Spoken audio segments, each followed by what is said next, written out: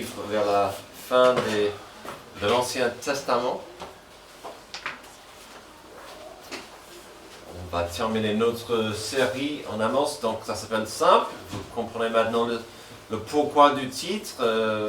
Lui, il était un homme tout simple, un berger.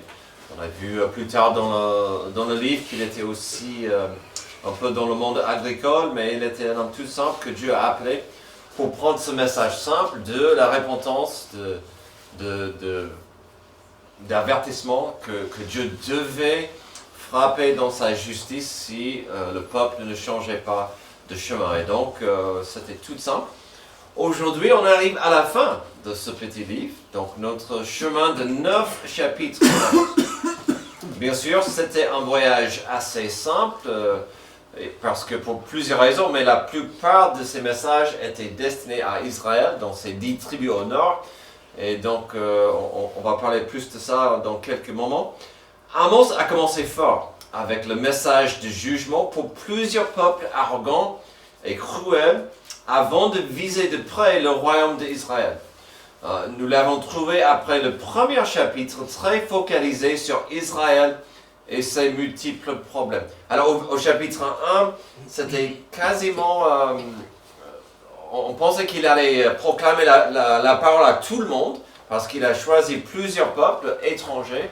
Mais finalement, il a parlé à plusieurs messages dans plusieurs chapitres à Israël avec ses problèmes, où c'était plusieurs problèmes, mais le peuple était trop fier, trop orgueilleux, et ils basaient leur orgueil sur la paix qu'ils avaient, la prospérité qu'ils avaient et la puissance militaire qu'ils avaient. Et donc, vraiment, la vie était belle en Israël. Et puis, ils ont mélangé la religion de leur père avec une nouvelle religion, et c'était vraiment triste pour Dieu de voir tous ces problèmes. Et donc, Amos avait à quoi dire. Aussi, on a vu beaucoup de problèmes avec les riches qui maltraitaient les pauvres, les écrasaient, les forçaient en esclavage. Et donc, Amos avait plusieurs messages envers plusieurs gens. Alors, même si notre petit livre d'Amos, avec ses 9 chapitres, n'était pas un conte de fées, il est vrai que tout au début, ça a commencé presque comme tel. Si vous étiez là il y a plusieurs mois, quand on a commencé, ça a commencé presque comme ça. Tout le monde sait qu'un conte de fées commence avec la phrase suivante, « Il était une fois ». Ah, c'est beau, c'est magnifique, c'est promettant. Une introduction comme ça est remplie de promesses potentielles et intrigues. Il était une fois.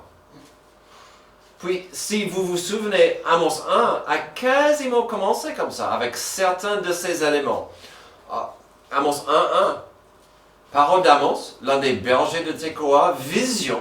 Donc déjà, on a une vision, des visions qu'il eut sur Israël au temps de Oséas, roi de Juda, et au temps de Jéroboam, fils de Joas, roi d'Israël, 2 ans avant le tremblement de terre.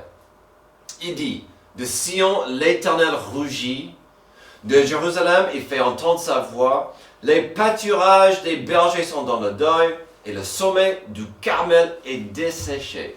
Alors, vraiment, ça commence vraiment avec de l'élan, avec une petite explosion d'action. D'un simple berger viennent des mots comme vision. Ils partent tout de suite des rois et des royaumes. Il y a un tremblement de terre suivi par Dieu lui-même, qui avec sa voix qui retentit et bouleverse la scène. Donc, c'est pas un conte fait, mais ça commence bien, avec promesse. Alors, si notre livre a commencé comme un conte de fées, comment va-t-il se terminer? Aurons-nous un peu d'espoir? Ça serait étonnant, après tout le langage négatif et des jugements et des messages destructifs que nous avons constatés depuis le chapitre 6. Depuis le chapitre 6, on a vu, c'est trop tard pour vous. Vous irez en esclavage, vous allez mourir. C'était que des messages vraiment négatifs. Serait-il trop d'espérer que notre dernier passage dirait « Ils vécurent heureux et eurent beaucoup d'enfants ». Est-ce que c'est trop? Beaucoup d'enfants même. Oh là là. En même temps, je suis heureux de vous dire que notre petit livre prend un énorme pivot pour terminer. Nous verrons aujourd'hui les traces d'un futur promettant. Ça ne va pas parler de beaucoup d'enfants, mais on va voir quelques traces d'espoir. Alors, si vous étiez parmi nous depuis le chapitre 6, une conclusion heureuse sera presque difficile à croire. Je comprends. Heureusement, on verra aujourd'hui que pour la fin de la carrière et le ministère de Amos, Dieu lui donnera un message d'espoir pour l'avenir et ce que Dieu voulait faire et ce qu'il allait faire. Ce qu'il veut faire, il fera. Alors la question s'impose, que verrons-nous aujourd'hui? Comme conclusion, pour terminer, qu'est-ce qu'on aura? Pourrions-nous recevoir un aperçu d'un monde en paix? Ça serait pas mal. Et aujourd'hui, on en a besoin. Pourrions-nous comprendre la beauté de ce que Dieu fera à cette terre? Alors, c'est magnifique parce que on verra des traces d'espoir et de la paix et de la prospérité que Amos va annoncer de la bouche de Dieu. Et ce sont des choses qui étaient importantes à l'époque. Les gens voulaient entendre de la bonne nouvelle. Mais vraiment, ce passage, vous allez voir, c'est pour nous aujourd'hui et pour notre avenir. Est-ce que un peu de beauté de ce que Dieu va faire était possible, surtout après toute la destruction et le jugement que Dieu allait envoyer? Pourrions-nous recevoir une vision du monde que Dieu aimerait voir un jour? Que aurions-nous ici sur terre une fois que le plan de rédemption de Dieu est achevé? À quoi ressemblerait cette planète lorsque son Rédempteur l'aura transformé pour sa gloire? Ce monde, dans les mains du Rédempteur, ça ferait quoi? Si récemment nous avons vu que des flammes et des cendres, d'un monde obscur et ruiné par le péché et le jugement de Dieu, quel espoir reste pour nous? Quel espoir pour notre avenir? Il nous faudra tout simplement l'intervention de Dieu dans cette histoire, dans cette terre. D'abord, Dieu fera en sorte de voir la restauration de sa volonté pour son peuple. Verset 11. Ce jour-là, je relèverai de sa chute la cabane de David, je repérerai ses brèches, je redresserai ses ruines et je la reconstruirai comme elle était autrefois.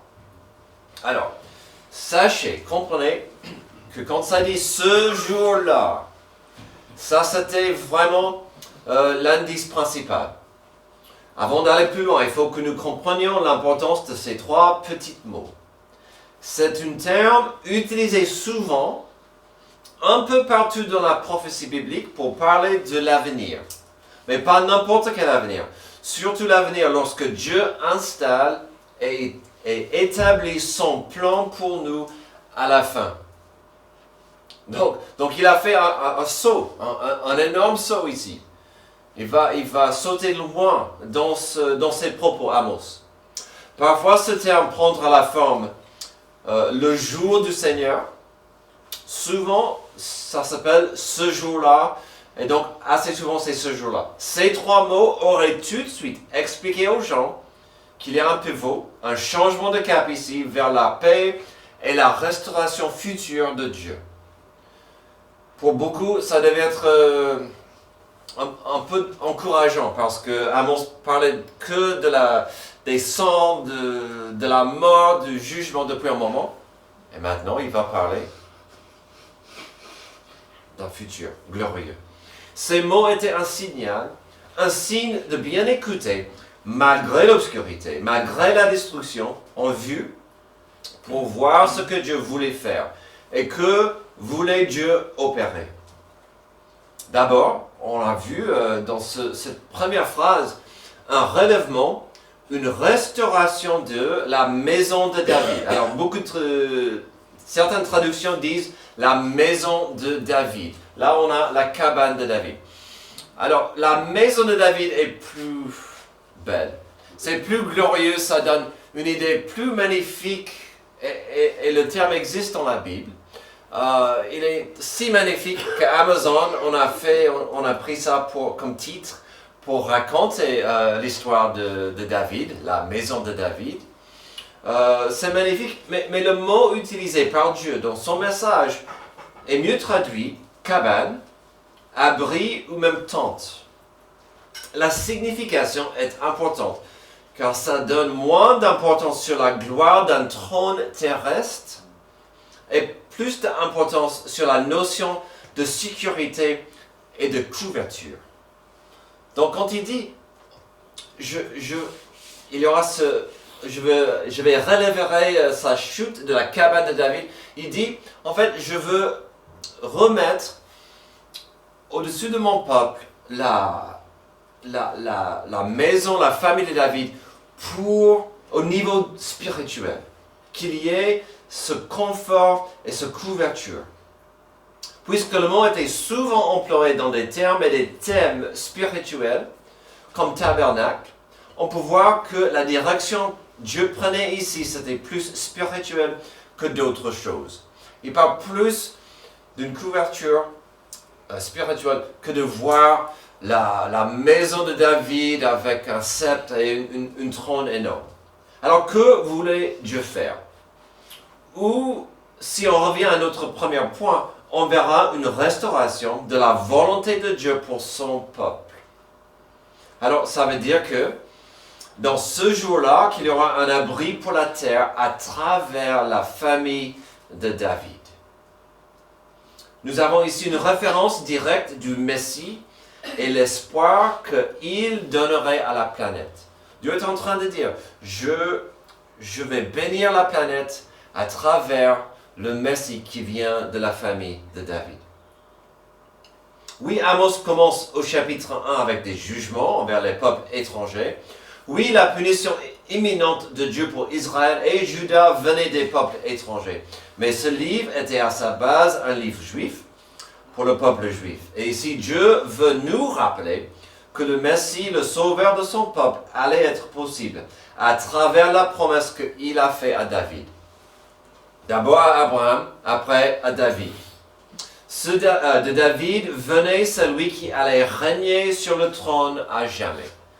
C'est pourquoi, quand même, on fête Noël, pour fêter l'arrivée de ce fils de David, de sa famille. Alors, qu'en est-il de nous aujourd'hui? Dieu, il a des plans énormes pour son peuple élu, Israël. Même si aujourd'hui, il est errant, ce peuple. Entre-temps, il y a nous, son peuple racheté. L'application est claire ici pour nous. Dieu s'intéresse à la reconstruction, au travail de rebâtir et de vérifier qu'il existe autour de nous une sécurité, un abri spirituel. La vérité, l'application est tellement claire dans le verset 11. Dieu s'intéresse à ce qu'il y ait une couverture spirituelle sur un peuple. Que les gens soient bénis par cette ambiance, cette atmosphère. Et donc, pour nous, ça veut dire que cette Église continue de briller, de fonctionner, de partager, de proclamer. Que les gens de cette Église continuent de promouvoir et de fournir une atmosphère de sécurité spirituelle dans vos maisons, dans vos foyers, dans vos vies. On a cette responsabilité importante de partager et de faire en sorte d'être un abri spirituel dans nos vies. Alors, quel espoir pour notre avenir? Cherchons le rétablissement et la maintenance d'une atmosphère de la vérité et la sécurité de Dieu autour de nous. Ou, comme on dit souvent, de faire et de former des disciples. Que les gens autour de nous soient formés. Ensuite, de notre passage, on verra l'importance de voir encore l'intervention de Dieu, tout simplement. Si Dieu fera en sorte de voir la restauration de sa volonté pour son peuple, maintenant on verra la réalisation de sa volonté pour le monde à travers son peuple. Verset 12. Alors ils posséderont le reste d'Édom, et toutes les nations appelées de mon nom, déclare l'Éternel, celui qui fait tout ça. Alors, ces promesses, ces prophéties sont quasiment dingues quand on pense au dernier passage où il dit, vous allez mourir, vous allez être des esclaves, il ne va pas rester grand chose dans le pays. Et maintenant, qu'est-ce qu'il dit? Vous allez posséder le territoire et encore plus. On vient de voir la réalisation de la volonté de Dieu pour son peuple Israël, qu'il revient à Dieu et soit uni sous sa main, mais aussi pour voir une parapluie de protection spirituelle au-dessus ce territoire. Mais ce n'est pas assez. Ce que je dirai ensuite est partout dans la Bible. Ça devrait être une vérité partout dans le monde, que si on est béni, on devrait chercher à partager cette bénédiction. Si vous êtes béni par la parole et la grâce de Dieu, ce n'est pas correct de garder ça pour vous-même. Si Dieu vous a changé, vous a transformé, si Dieu vous a aimé, Dieu aimerait que vous preniez ça et vous partagez ça avec autrui. Vous brillez pour Dieu. Ou, comme l'oncle Ben a dit, un grand pouvoir implique une grande responsabilité. Vous êtes béni, soit une bénédiction pour les autres. Dieu venait de dire qu'un jour Israël allait retrouver la capacité de fournir la bénédiction spirituelle de Dieu. Ici au verset 12, on voit l'importance de ne pas commettre la même erreur d'autrefois. Et qu'est-ce qu'Israël a fait pendant des années et des années, des générations? Ils ont gardé ça pour eux-mêmes. On n'a pas le droit de garder la parole, la grâce de Dieu pour nous-mêmes. Ce mot « posséderont » au verset 12 donne plus l'idée de partager un héritage. Donc la question s'impose. Quel héritage devrait Israël partager et avec qui? Édom. Il parle d'Édom d'abord. Édom était un ennemi de la nation, mais ce peuple était lié par le sang. C'était, si vous voulez, des cousins d'Israël. Ils s'entendaient mal, mais il y avait un lien de sang. N'est-ce pas fascinant qu'après des messages de destruction et punition, Dieu dit qu'un jour, vous aurez comme héritage la terre des Édomites. Et j'ai lu beaucoup de commentaires qui disaient, et les Édomites représentaient aussi tous les autres peuples étrangers qui étaient autour. Et donc, ça dit, vous allez partager avec eux vos bénédictions. Mais pas que eux. Le verset 12 est clair, presque choquant avec ses propos. Après Édom, il y aura toutes les nations appelées de son nom. L'implication est claire que la rédemption de Dieu, un jour, allait se réaliser à travers Israël, partout dans le monde. C'est beau ça. Dieu a toujours voulu qu'Israël partage son amour, sa grâce avec les nations. Alors quelqu'un dirait, dans ce passage, mais qui sont ces nations appelées de son nom? C'est une bonne question et elle mérite d'être posée. Le mot nation sera mieux traduit ici par peuple étranger. Donc cette belle proclamation de Dieu au verset 12 disait à Israël, mais aussi au monde, qu'il est un Dieu international. Qui sont ces peuples? Peut-être les Italiens, les Américains, les Britanniques, les Africains, les Français. Il ne faut pas oublier les Français.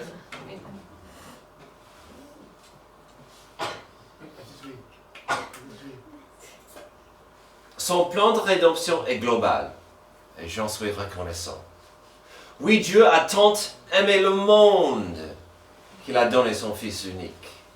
Et vous savez quoi? Notre passage aujourd'hui est si important qu'un apôtre l'a cité afin de montrer, même prouver, que l'évangile est international. En Acte 15, il y a un problème. Une controverse dans l'église primitive. Un groupe de gens avec trop de temps et trop d'attitudes égoïstes.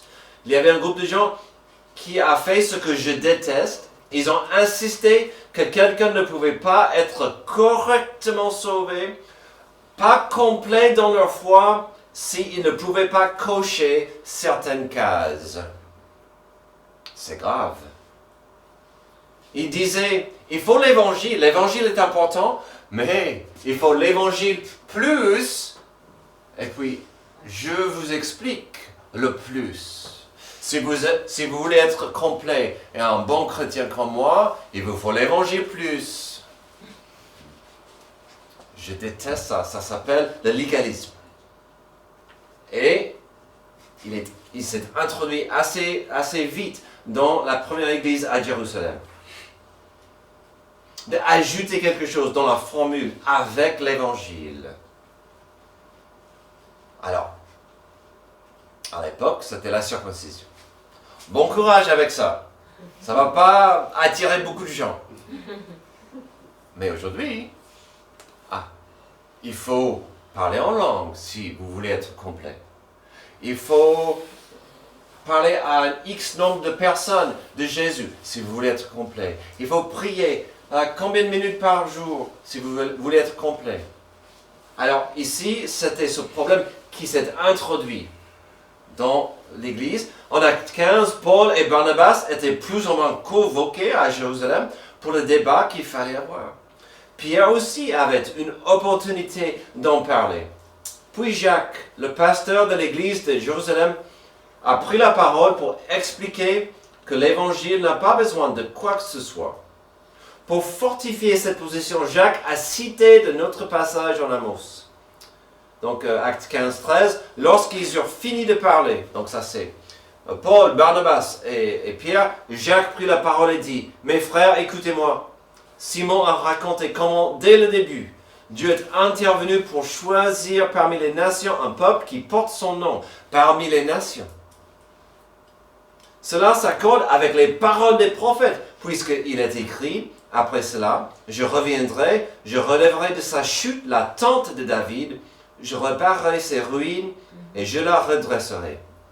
Alors le reste des hommes cherchera le Seigneur, ainsi que toutes les nations appelées de mon nom, dit le Seigneur, qui fait tout cela et de qui cela est connu de toute éternité. Amen. Le plan éternel de Dieu, c'était que toute la planète vienne à lui, accepte l'évangile et que l'évangile. Boum! Avec la parole de Dieu, Jacques a expliqué la simple vérité belle que l'Église aura toujours la responsabilité importante et le privilège lourd de vérifier que l'Église soit un organisme qui est à la fois pas trop lié à une identité nationale, mais aussi à la fois un organisme pur et pas trop gêné ni encombré par des formules spirituelles. Et donc l'Église de la Bible, ce n'est pas un organisme américain. L'Évangile n'est pas un programme des États-Unis. Mais aussi, l'Église doit être pure et pas trop encombrée par des formules spirituelles. Mes amis, nous terminons notre livre d'Amos avec un regard vers l'avenir. Ce jour-là, et il arrivera dans le futur. En attendant, n'avons-nous pas du travail afin de voir des gens de toutes nations viennent à Jésus-Christ le Sauveur. Nous avons commencé notre passage avec l'importance de voir un jour l'intervention de Dieu. Pourquoi? Afin de voir la restauration de sa volonté pour son peuple. On vient de voir l'importance de voir la réalisation de sa volonté pour le monde à travers son peuple. Et pour notre dernier point, on revient à ce que nous avons vu au début. On va boucler le boucle avec une intervention de Dieu afin de voir la réalisation de sa volonté pour son peuple. On va voir. On va voir la fin. C'est magnifique. Elle sera belle. on revient à l'idée de notre premier point et ce point pour terminer notre passage. Mais, après ce que nous venons de voir avec la grâce et l'amour international de Dieu, il y a une très bonne nouvelle ici pour nous. Nous sommes impliqués ici, nous les non-juifs. On sait que ce passage regarde vers la fin, quand il y aura le royaume millénaire, le règne de Jésus-Christ sur terre pendant 1000 ans. Et donc, on aura un aperçu ici, une idée de ce qui attend pour ceux qui mettent leur foi en Jésus. Donc, c'est pourquoi j'ai dit tout à l'heure, ce passage est pour nous aussi. Ça nous implique, nous. Parce que, je ne sais pas pour vous, j'y serai. Amen.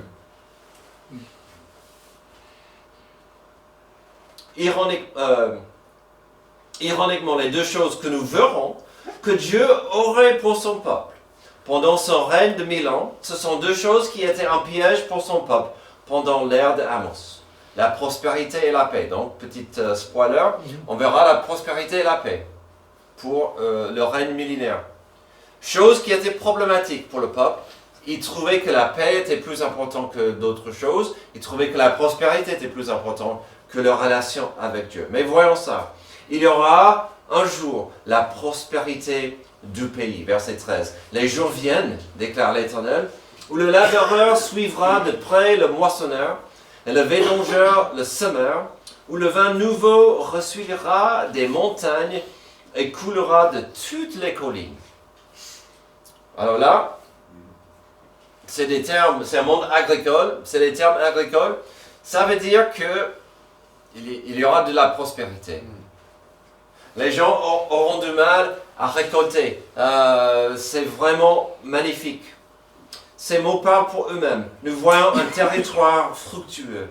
Nous constatons dans ces belles images qu'il y aura des responsabilités et des choses à faire.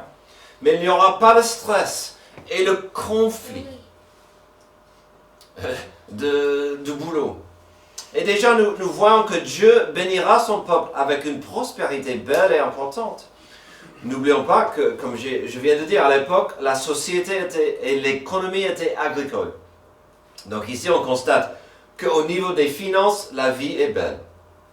Quelle bénédiction! Ensuite, on verra la deuxième chose, que Dieu fournira. De la main de Dieu, ça sera une grande joie, tandis qu'à l'époque d'Amos, c'était un faux Dieu, c'est-à-dire la paix dans le pays. D'accord? Donc on vient de voir la prospérité, maintenant on voit la paix, verset 14. Je ramènerai les déportés de mon peuple d'Israël, ils reconstruiront les villes dévastées et les habiteront. Ils planteront des vignes et en boiront le vin, ils cultiveront des jardins et en mangeront les fruits. Je les planterai dans leur pays et ils ne seront plus arrachés du pays que je leur ai donné, dit l'Éternel, ton Dieu. Après les messages de guerre, de destruction, d'exil même, ici Dieu revient à un avenir de prospérité, oui, mais aussi de paix. Il faudra rebâtir des villes, certes, il faudra recommencer cette vie agricole importante, mais ces détails sont moins importants que la promesse à la fin du verset 15. Il dit, vous allez replanter des grains, des fruits, de la sémence, tandis que je vais vous replanter afin que vous y soyez à jamais en paix. Oh, la fin du verset 15, c'est magnifique. Vous pouvez planter, je vais vous planter. Vous allez rester en paix. Quelle promesse! Oh, la paix d'être dans la main et la volonté de Dieu. Ces gens allaient recevoir la punition, le jugement, la justice de Dieu, parce qu'ils n'étaient pas fidèles à Dieu. Ils ne se souciaient pas de la volonté de Dieu. Mais vous savez bien que quand on est dans les mains de Dieu, on est dans la soumission belle de suivre Dieu. Il y a une paix. Quand on marche avec Dieu, il y a une paix. Et d'être dans la volonté de Dieu, d'être dans sa main, en marchant avec lui, il n'y a pas un autre un autre endroit plus magnifique que d'être dans sa main. Aujourd'hui, malgré 9 chapitres de messages de jugement et de justice, je vous ai suggéré que la conclusion de notre livre pourrait être comme un conte de fées.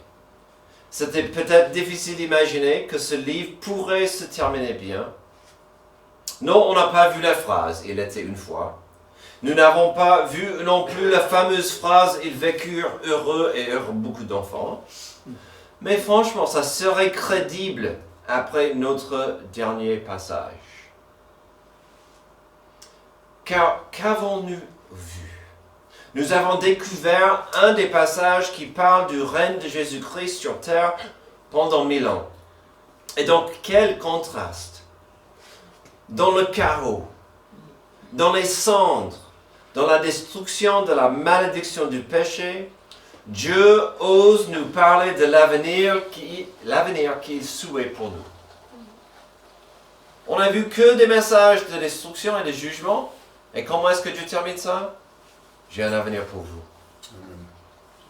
Je vois un bel avenir pour vous.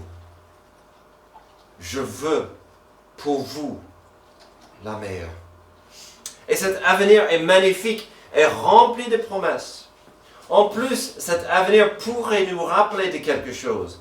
D'une période incroyable sur cette terre, quand la malédiction du péché n'était pas en train de corrompre et détruire tout ce qu'il touche. Je parle bien sûr du Jardin d'Éden. Ce que nous pouvons constater de la vie au jardin, c'est ce qu'on peut voir pendant le règne millénaire. Des responsabilités pour nous d'accomplir. On voit du travail ici, comme on a vu au jardin. De prendre soin de la terre, ainsi que nos familles, comme on voit dans le Jardin d'Éden. Mais aussi de vivre dans la paix et la prospérité d'un monde qui n'est pas complètement maudit, menacé ou ruiné par le diable et le péché. La Bible est magnifique, la parole est magnifique. Combien de fois est-ce qu'on a vu, est-ce qu'on constate que Genèse 1, 2 et 3 nous montrent un monde merveilleux, comme Dieu l'a voulu. Paix, intimité avec Dieu, amitié avec Dieu, sans péché, sans la corruption du péché. Et puis Satan est entré, l'homme est chuté, et puis dès ce moment-là, on a du mal à rattraper, à retrouver la paix, la justice. Et Satan aura toujours envie de ruiner ce monde. En attendant, cherchons la volonté de Dieu pour notre monde d'aujourd'hui. Et elle est simple, la volonté. On parle souvent de notre raison d'être. Notre raison d'être, c'est d'être dans une relation d'amour et d'amitié avec Dieu. Mais quelle est la volonté de Dieu pour cette planète? C'est une question formidable. Quelle est la volonté de Dieu pour nous? La rédemption. La rédemption. C'est la volonté de Dieu pour notre Église, certes, mais aussi pour chaque personne sur la terre. Dans ce monde maudit par le péché et contrôlé par le diable, la rédemption représente pour Dieu la victoire ultime et pour Satan la menace la plus dangereuse. La volonté de Dieu pour cette planète, c'est que on accepte sa rédemption. C'est pourquoi tout le ciel fait la fête quand quelqu'un vient à Dieu. Quand un pécheur se repentit, il vient à Dieu parce qu'il a saisi la rédemption. Que nous comprenions, que nous appliquions 2 Corinthiens 5, 17 à 18. Si quelqu'un est en Christ, il est une nouvelle créature. Les choses anciennes sont passées, voici toutes choses sont devenues nouvelles. Et tout cela vient de Dieu qui nous a réconciliés avec lui par Jésus-Christ et qui nous a donné le ministère de la réconciliation. La réconciliation égale la rédemption de Dieu.